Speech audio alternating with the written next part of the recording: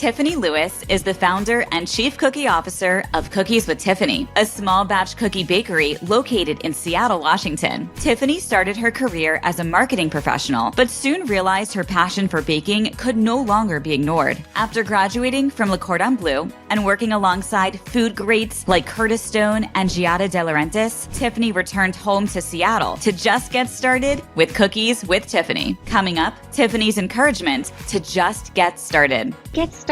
And it could be little things, right? It could be figuring out the name of your business. It could be securing your URL. It could be figuring out your logo. I mean, there's so many things that you could do to get started. How to choose the best fulfillment strategy for your business. There's some really great data out there that you can get for free simply by opening your eyes and listening to everything that's happening around you. You'll hear why community is critical when building a brand. People genuinely want to help. They just need to know what it is you need help with and how they can help you. So that means you just have to ask. And finally, the best way to find tools that will work for you. You could go out there and you could Google everything, but I just think that you should ask your community, ask your peers, ask your people, who are they using, pros, cons, and then determine what's best for you. Up next, learn the steps that Tiffany took to get into her local farmers market and how you can too. Build a story of why they should have you there. Figure that out for whatever makes sense for you. Coming up, you'll hear all about Tiffany's organic marketing strategy. Marketing is everything, and put it in front of people. That logo specifically, I call it impressions. You want to make enough impressions, enough time that people start to recognize that logo.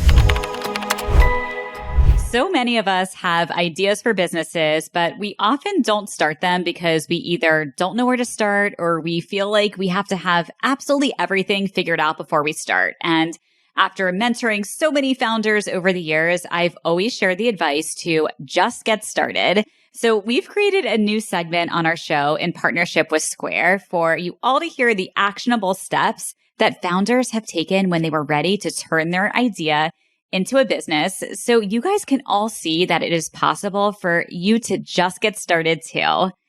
I am so excited to be here with you today, Tiffany, to hear all about your Entreprenista journey and story. And I know a little bit about the background, but I want to hear it right from you. How did you take that leap to just get started to launch your business? Oh gosh, well, thank you. It's so great to be here. I'm so excited to be a part of your community. You know, that's the biggest question, right? Like, how do you begin? When do you begin? When do you know it's the right time to begin? I don't necessarily know that there's ever a right time to begin. Clearly, you have to do your due diligence and make sure you've ran your numbers. You talk to people that are smarter than you in different areas of, legal and this and accounting, et cetera. But I think once you've done your due diligence, you just got to get started. You can always wait for tomorrow. You can always wait for next year. You can always wait till the sun comes out. There's so many things you can wait for. But if you get your research done and you feel confident and you're in a situation and a place where you can get started, then get started. And it could be little things, right? It could be figuring out the name of your business. It could be, securing your URL. It could be figuring out your logo. I mean, there's so many things that you could do to get started.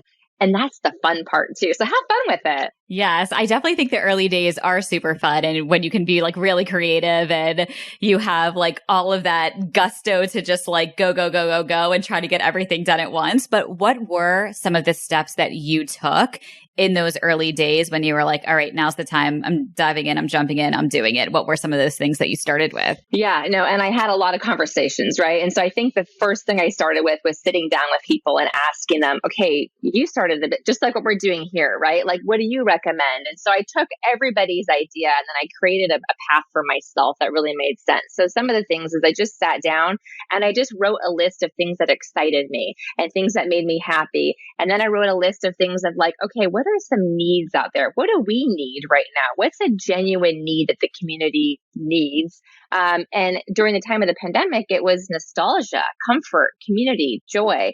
And so that's how I really continued to hone on my business, was sitting down and starting to have those really initial conversations with myself and my dog. He's my chief cuteness officer. He's a pretty good listener too. So the two of us sat there and we chatted and, it was great. So those were some of the very first things I did is I got a pen and a paper and I started writing and drafting. And then the next day I'd come back and my list would get shorter and more tuned, right? Like that's not really realistic, or that's too big. Let's start smaller. And so it's really just putting that pen on paper.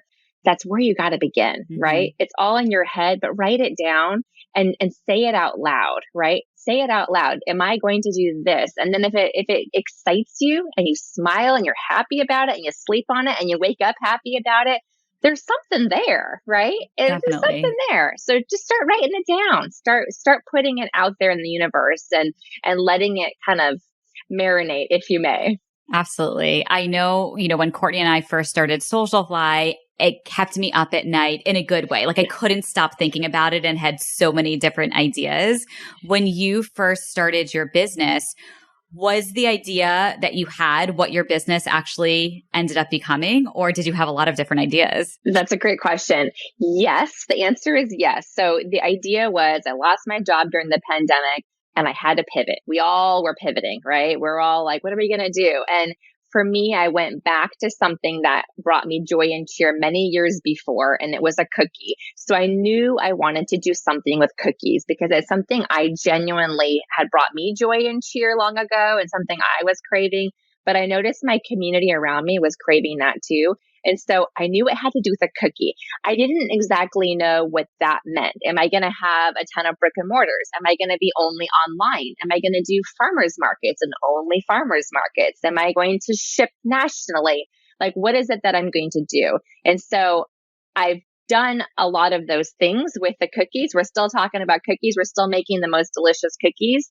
But it's evolved and we've continued to tailor it down to things that are the most important as well. So we've gotten smarter over the years. We've gotten more strategic over the years. And I'm really excited to say we're still talking about cookies and people love them, which is great. I love it. So you mentioned a few ideas, where you're going to go direct to consumer, where we're going to sell other places online, farmers markets. How did you make the decision for where you would ultimately start selling when you first launched?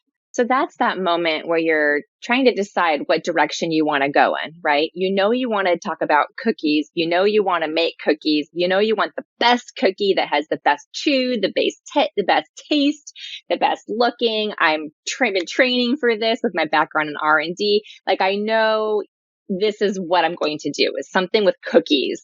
But like what that looks like, right, is a little bit like, hey, I'm going to just see how it goes. I'm going to try everything, test the market, see what people are most excited about, see what I'm most excited about. I mean, I have to do it, right? Like I want to know what I enjoy the most. What do I get the most out of this? Like, where's that joy where I wake up? I'm like, yes, I get to do this again.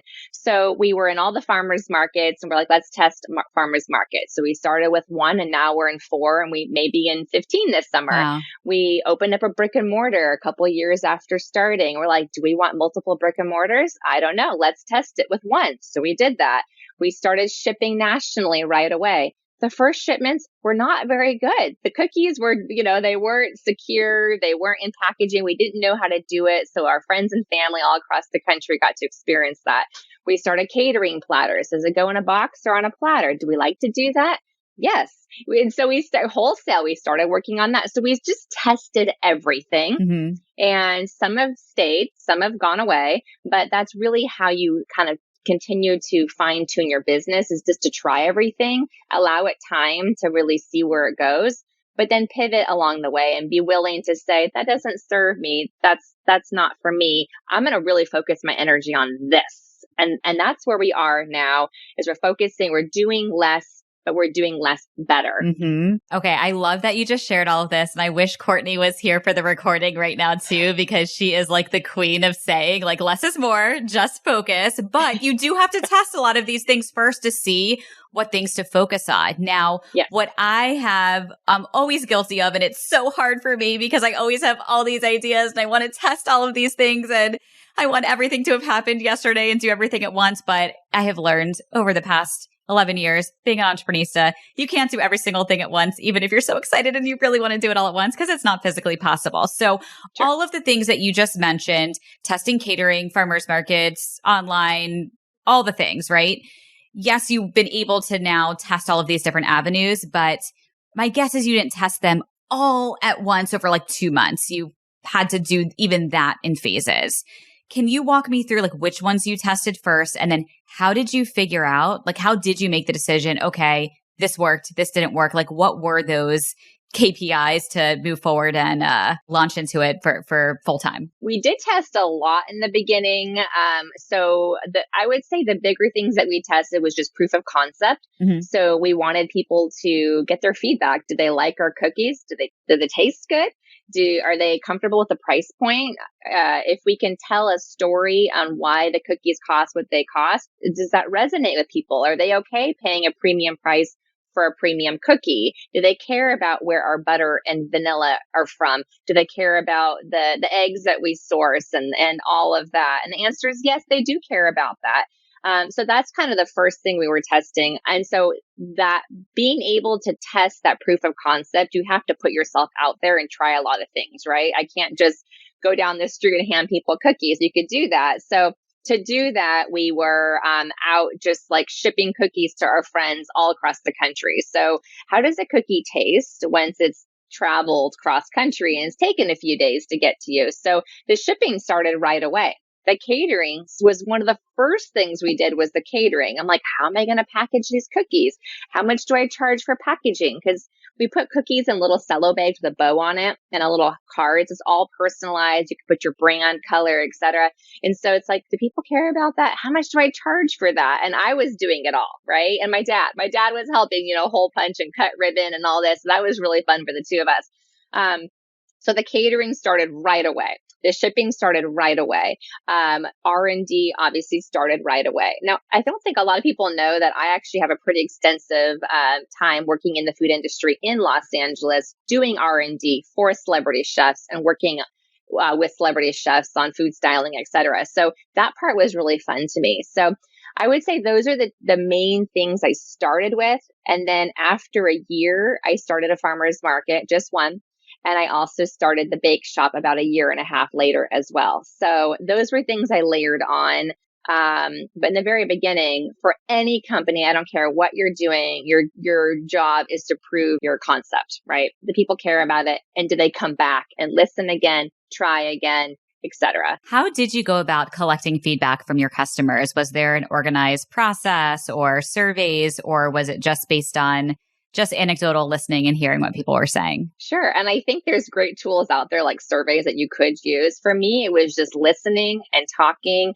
And the biggest proof, I think, was the return of customers. So I would have big corporate companies would order hundreds of cookies. And when they would reorder that for their team or for themselves, that was all the proof I needed, right? You try it once, you give them a chance. And then you're like, that was really good. You delivered exceptionally. It's a gift you're proud to receive and give. We want to do it again. So I think that in itself really took off. Right from the very beginning, we saw a return on sales as well. So customers are coming back. We were starting to make, revenue. We were making money. So all of that was happening so quickly.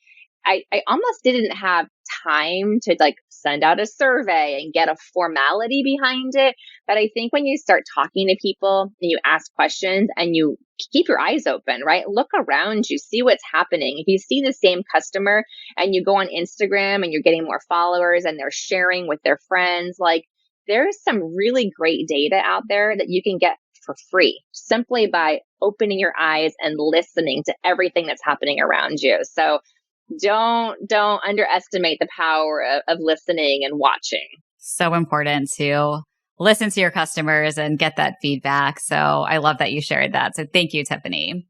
Tiffany, talk to me about some of the business tools and solutions that you started using when you first launched. I always say it's never been easier to start a business now because there are so many incredible softwares and tools that are out there that didn't exist 10 plus years ago. And now I think one of the challenges, actually, there's so many amazing tools out there. It's like, how do you pick which one to actually use? So how did you decide what tools to start using when you first launched? And what are some of the ones that have been really helpful for you in your business? I think a lot of it is you can't go into something pretending that you know everything because you don't, right? So be humble to that, right? So ask fellow artisans or creators around you, depending on what sphere you operate in. Ask them questions like, who are you using for your credit card processing? Oh, you use Square. You use Square. You use Square. I got to use Square. And so you use Square and then you love it. And then almost 3 years later, 3 years is August, by the way. So 3 years later, you're still using Square and you love it. And you're telling the new people that they should use Square. So that's like one example. Other examples is just like, who do you use for, payroll? Who do you use for scheduling? Who do you use for accounting? And so you just don't be afraid to ask. I believe that people genuinely want to help one another. That's why you were here and created this amazing platform. That is why I am here with you today, which I love doing this. And people genuinely want to help. They just need to know what it is you need help with and how they can help you. So that means you just have to ask, right? Just ask, hey, I need help with payroll or whatever. Just a couple months ago at the farmer's market, my neighbor next to me was like, hey, who do you use for scheduling? I'm hiring some new people this summer. And I sat down with him over coffee and I showed him the scheduling platform I use. So there's so many amazing tools out there. You could go out there and you could Google everything, but I just think that you should ask your community, ask your peers, ask your people, who are they using, pros, cons, and then determine what's best for you. What works best for you is there's a lot of free things out there too. There's a lot of free scheduling tools, et cetera. So it doesn't have to cost you a lot to be able to run your business efficiently and successfully. So it's just a matter of kind of finding the tools and then putting some time into learning them and making them work for you. Absolutely. And I would say too, if you try a tool and it doesn't work, like it's okay to try something else as well. And a lot of times when founders ask me, for different recommendations, and in our community platform, which Tiffany, you'll get to see soon as well, we have recommending all different types of business tools and solutions. A lot of them are tools we've used to grow and scale our business, but our businesses that we've created are service-based businesses. And we have a lot of founders in our community that, are e-commerce businesses and Shopify business. So we then vet all these other tools and make recommendations based on what other founders in our community are using as well. And there can be different things to try, and it's okay. Just because someone says to use something, it's okay to try that and try something else and really figure out like what feels right for your business. But it's definitely great. Like you said, if you have a question about something, you just have to ask, because yes, people want to help. And in our community platform, in the Entreprenista League, our founders are always posting in the in search of room, like, I'm looking for XYZ. And then people will respond right away and share their recommendations too, which is awesome. It's like instant founder crowdsourcing. I love that. And it's such a great platform because we all have questions. And as you continue to grow your business, your needs will be greater. You're going to have a greater need for a bigger space, a bigger office, a bigger online tool to help manage your day-to-day operations and your tasks and all of that. So your needs become greater. And so you're always evolving and growing. And there's always somebody out there that just went through that. Yep. Or that's going through that too. And then when you go through that, you can help that person over here. Well, when I was at that level of employees, revenue, capacity, whatever that is, this is what I needed. And so there's always someone just behind you and there's always someone in front of you. So, and those people, I would feel like they would genuinely want to help you because they leaned on somebody else to get to that next level. So it's kind of, what is it? Pay it forward, Absolutely. Pay it backward, pay it forward. Absolutely. Pay it all around. It's so true. When Courtney and I first started Socialfly, we were introduced to this amazing woman. Her name is Carrie Kirpin. She also has a social media agency business, and she took myself and Courtney under her wing. We were in our early 20s when we first started. She was a few years ahead of us in business, and she started mentoring us and helping us and referring clients to us. So like if clients weren't the right fit for her agency, we were still new and early, and she was referring clients to us. And as we grew in our business and started mentoring other founders, like we've always just had that approach and mentality. Like Carrie helped us, we pay it forward, we help everyone else. And she still helps our community. She actually was in our, we have an agency owner group in the Entreprenista League, and she came and spoke to everyone. She just sold her agency a little over a year and a half ago, and continues to want to mentor and give back. And I think if we all have this mentality of how can we just continue to help each other, and we can all learn so much from each other, because even for us at Entreprenista, like we're in a certain stage of business right now with Entreprenista, we're in a different stage of business for Socialfly. We're always still learning. So, and that's what's fun, right? Like I feel like if there was a point where you stop learning, then it's like, Are you still enjoying the day to day? Is it still fun for you? How do you create that fun and keep that fun going? And that's just kind of continuing to give life back to your business.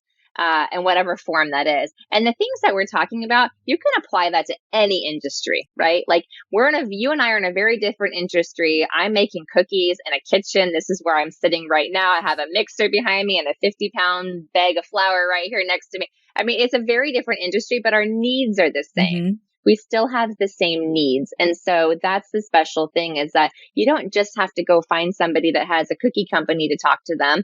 That's great, because there's certain things I'm going to need their help with on, scaling recipes or whatever. But all of the rest of the advice, use your platform. I love what you've created, because it's something that there's such a need for, that a safe place where it's not competition. It's like, we all do better by helping each other. And plus, it feels good. Doesn't it feel good helping someone else? It feels so good. It is the best. Like, I am so jazzed. I get so excited every morning because I just get to connect and help everyone and make intros. I had a call with one of our members today and made 4 intros for her on a call because she was looking for someone to help source products. She was looking for an expert in trademarking. And it's like, here's my network. Just going to help connect you. And just saved you about 20 hours and potentially vendors that aren't good. I already know these people are great. So how can we always say collaboration and community over competition. We can all help each other. It's the best. So true. The best. Thank you. We need more people like you. There's a lot out there. I promise. They're all in the community. Bringing all the good people in. So I have farmers market questions because I go to a farmer's market every single week in our town here. I'm now in South Florida, and I love going to the farmers markets and seeing all these amazing vendors who are building these businesses. And I, as a business owner, I always think about the logistics. I'm like, oh my gosh, I'm here at 8 a.m. Everyone's getting here at 6:37, setting up with food businesses. You guys have to be bringing in all of the food and making it hot and working. I'm like, there's so much that's involved in here. And I've never sat down and asked anyone about what are the logistics of running a farmer's market? How do you get into the farmer's market? Like, what are all the secrets if you want to get your business into a farmer's market? What should you know? Yes, you're right. Because it's, coming in and seeing it, you're like, oh, this is fun. This is sweet. Look at somebody's made cookies, but like somebody had to make the cookie dough. Someone had to bake it. Someone had to get it, pack it, put it in a car big enough to transport it. And it's, it doesn't, you have to do it quickly, right? You can't make it 3 days ago. So the Ballard Farmers Market is one of our biggest markets here in Washington State. It's a year-round market. It is very competitive to get into, as you can imagine, because it's where everybody goes. It's such a great year-round market. So it took me over a year to get into that market. And how I started that was simply going to the market, meeting the market manager and introducing myself, bringing a few cookies, a box actually, and like, hey, I have a cookie company. These are my cookies. I would love the opportunity to be in your market. I actually did grow up. This is true. I grew up in Ballard. This is my community. Even if you didn't grow up there, that's okay. Build a story of why they should have you there, right? Figure that out for whatever makes sense for you. I live nearby, or I come here all the time, or whatever.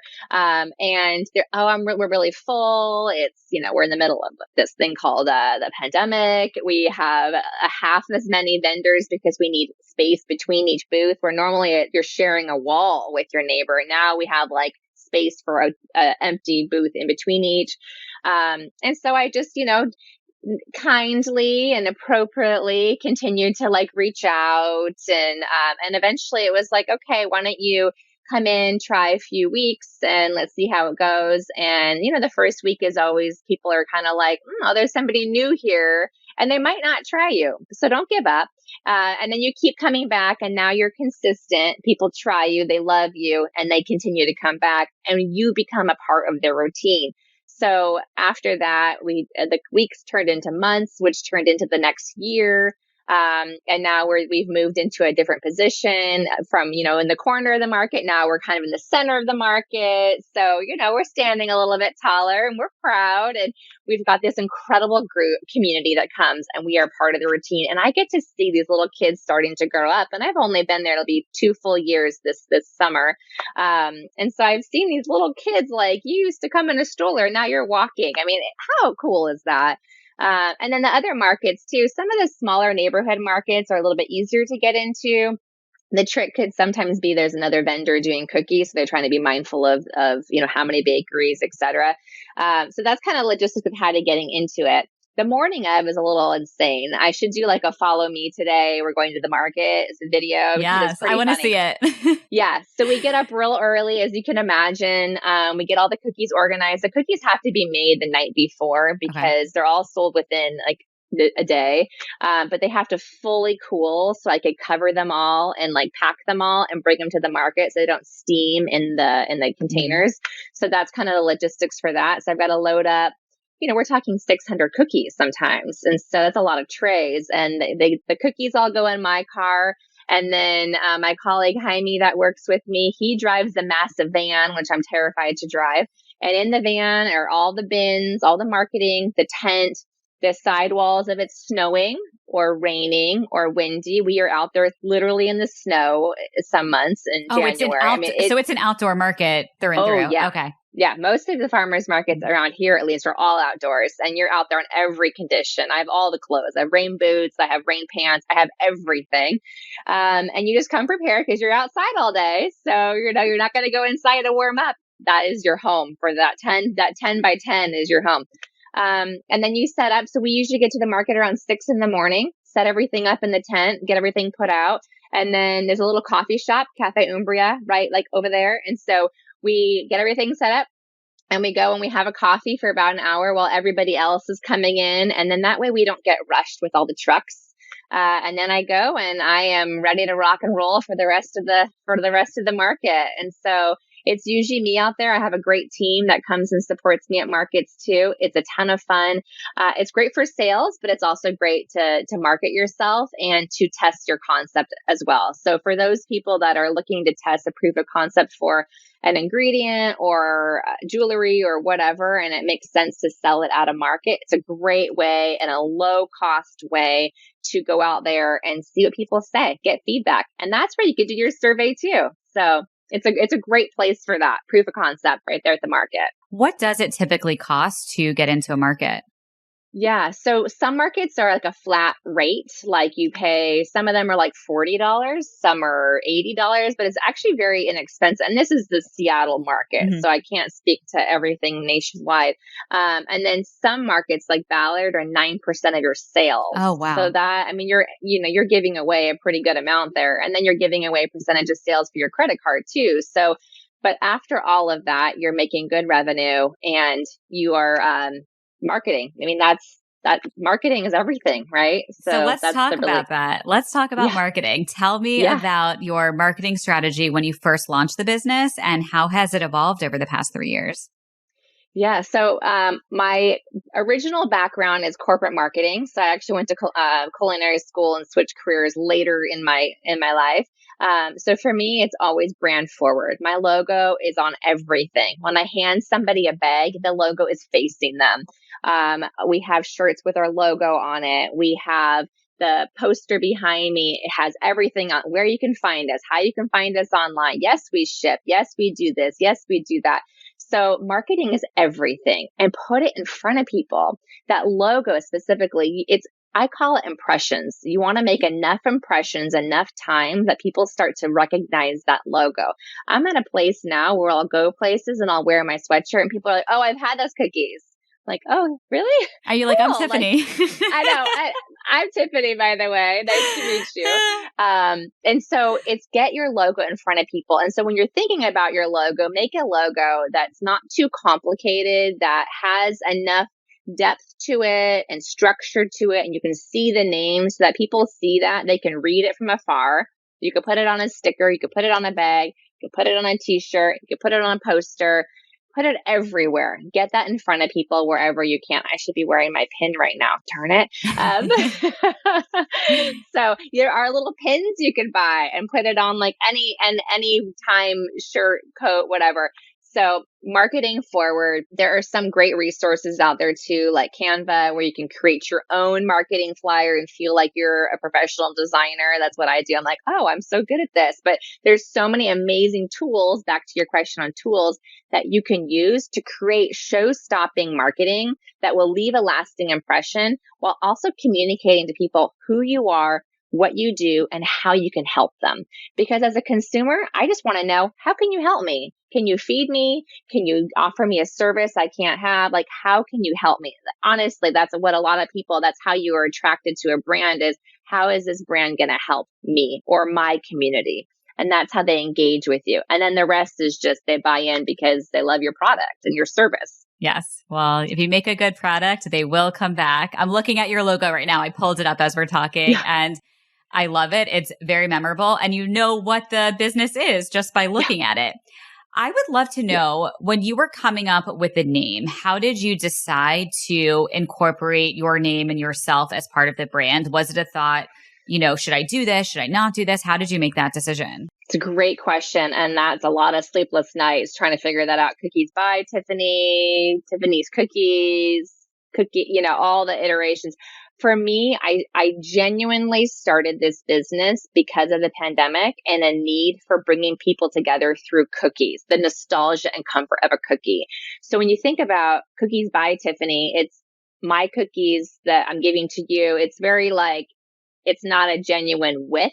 So when I say Cookies with Tiffany, it's all about creating community through cookies. So we're coming together and sharing a cookie together. So Cookies with Tiffany, it's encouraging you to go share a cookie with somebody else.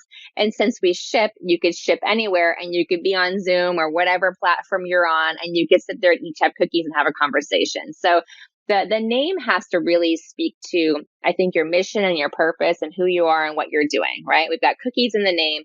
I am a big part of the company. Tiffany is. So I've got Tiffany in there, and with is everything. It's community. It's people coming together. It's nostalgic. It's love. It's joy. It's cheers. So in 3 words, I've been able to capture every essence of my brand, what we're doing, who the brand, like cookies, Tiffany, right? Tiffany's the brand. And then the with part is let's come together with a cookie in hand. So that's really special for me. And I'm very purposeful about that with, and I make sure that that is communicated because it's true.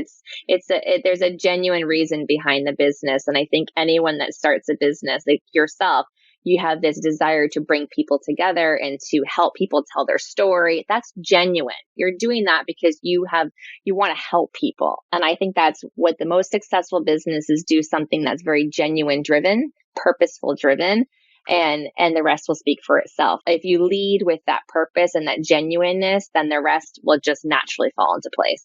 Absolutely. Couldn't agree more. Tiffany, tell me about some of those early marketing strategies when it was the day to officially launch. What did you do?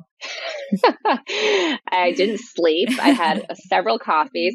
The day I was about to launch, I surrounded myself with my friends and my family, and I got them on my team, my cheer squad. And I went on Instagram and I talked and I shared and I brought people with me. I gave out a lot of free cookies. I went around to businesses, the school where I went to school.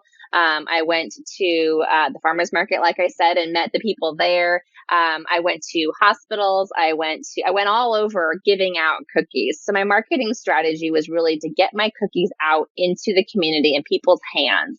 And sure, that costs me something to do that, but the return on that, you can't put a price point to that. And so that was, I think, the biggest strategy in the beginning was just getting my cookie in hands and mouths, right?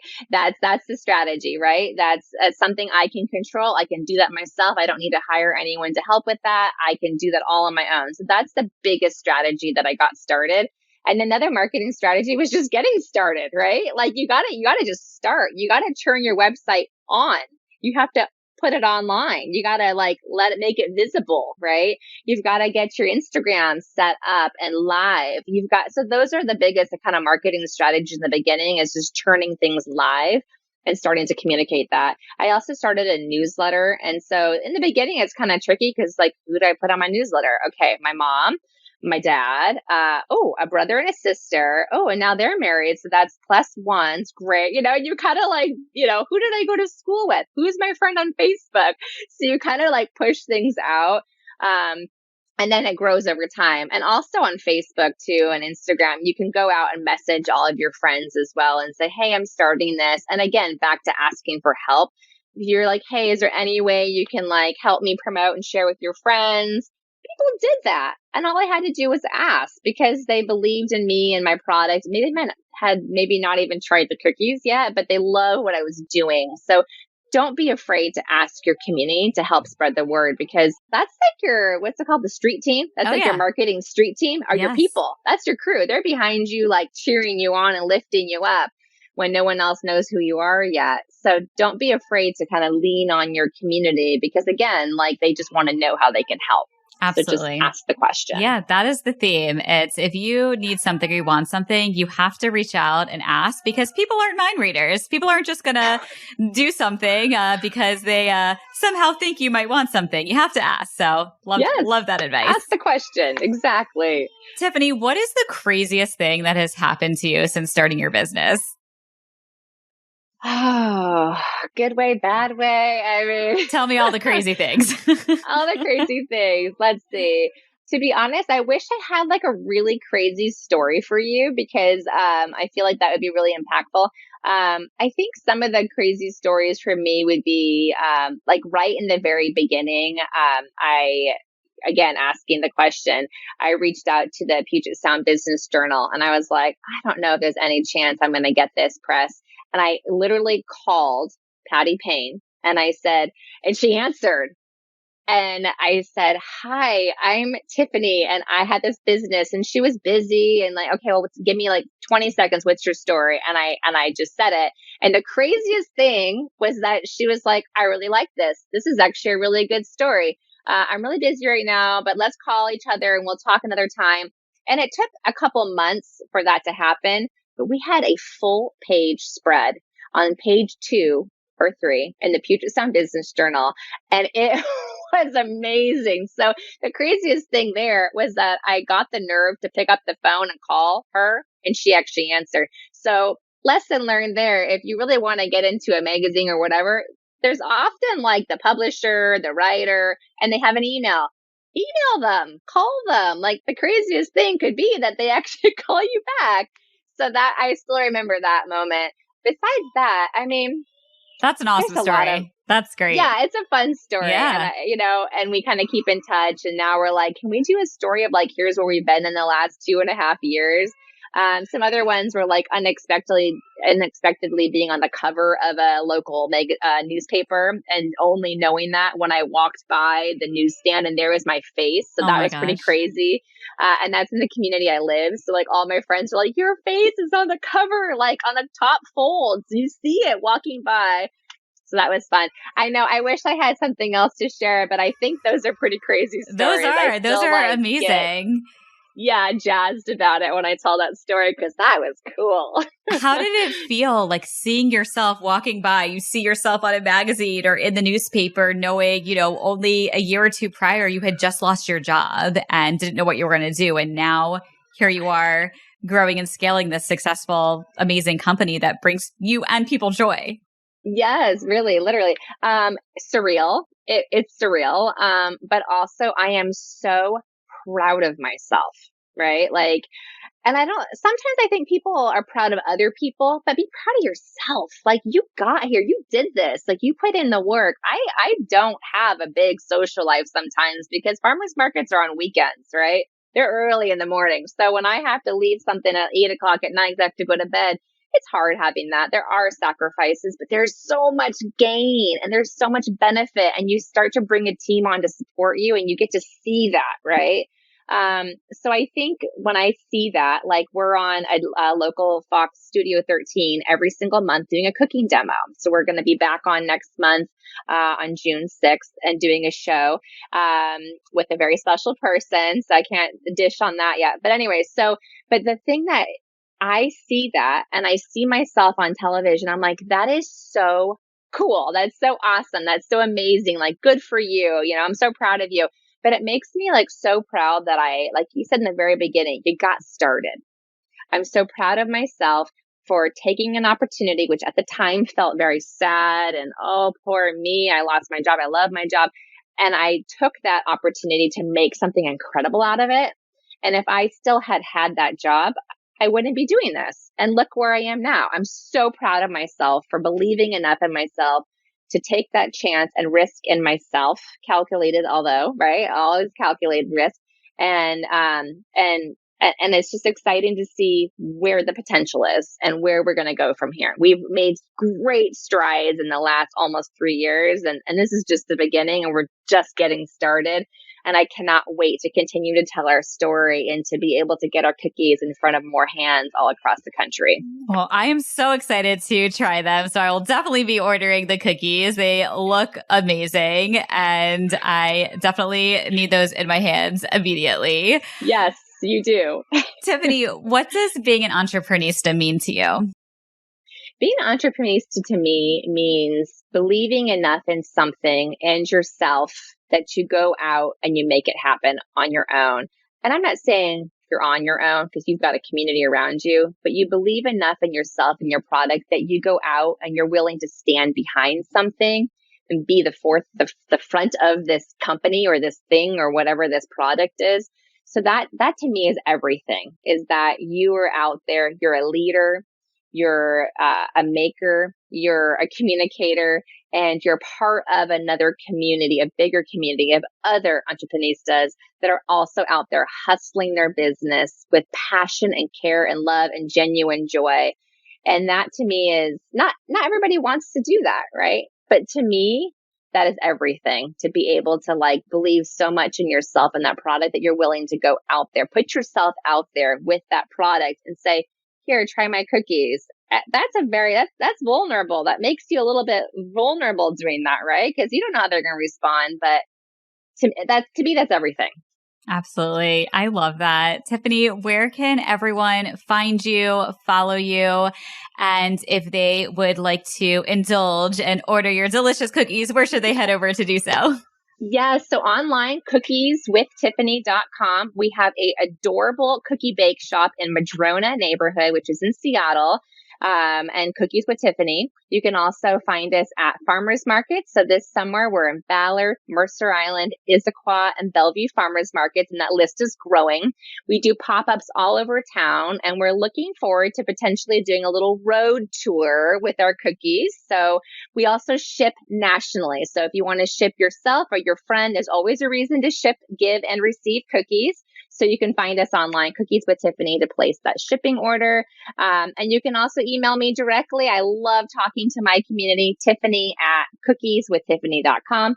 And don't forget to check us on Instagram, Cookies with Tiffany on Instagram.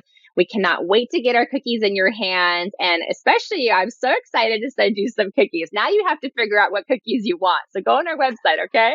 Oh my gosh. I am so excited to try. My mouth is literally watering looking at the like melted chocolate on top of these cookies on your homepage here. So I love it. So excited to try. And for all of our listeners, we're linking out to all of those links that Tiffany just shared in the show notes below. So go on over and click through and order for yourself and gifts for your friends. Like you said, there's always a gift to give. So make it a cookie. Yes. Thank you so much for having us today. Tiffany, thank you so much for being here, sharing your incredible story, all of your learning lessons. It is so incredible what you have accomplished in such a short amount of time, and excited to continue to follow along, see everything that you accomplished, and excited to have you in our Entreprenista community now. So thank you again for being here. I'm Stephanie, and this is the best business meeting I've ever had.